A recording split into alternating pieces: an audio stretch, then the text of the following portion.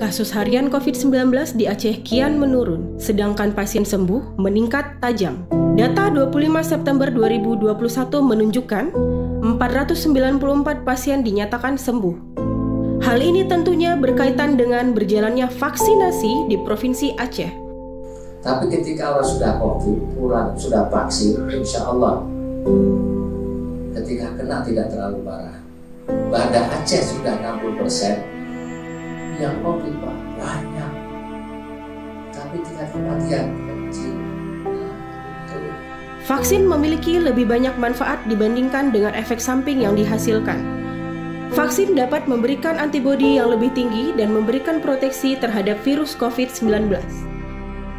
Kita mengajak kepada yang lain, ini mengajak kepada kesehatan, bukan keburukan. Ini untuk mengejar imunitas, herd immunity masyarakat. Dengan percepatan vaksinasi ini diharapkan segera tercapai herd immunity bagi masyarakat Aceh, sehingga dapat menekan laju penyebaran virus COVID-19. Ini demi kebaikan. Insya Allah masyarakat sehat, ekonomi pulih. Itu yang kami harapkan.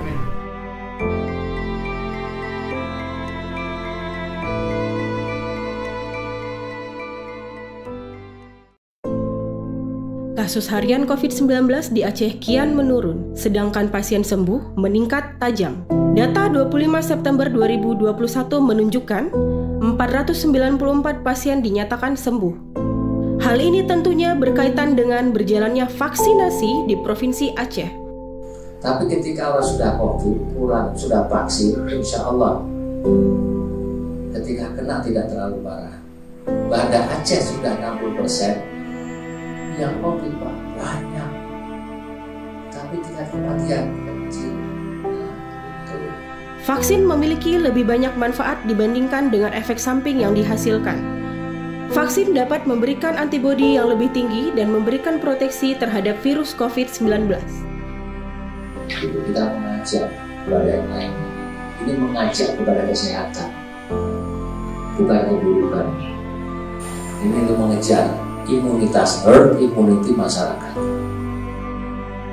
Dengan percepatan vaksinasi ini diharapkan segera tercapai herd immunity bagi masyarakat Aceh, sehingga dapat menekan laju penyebaran virus COVID-19.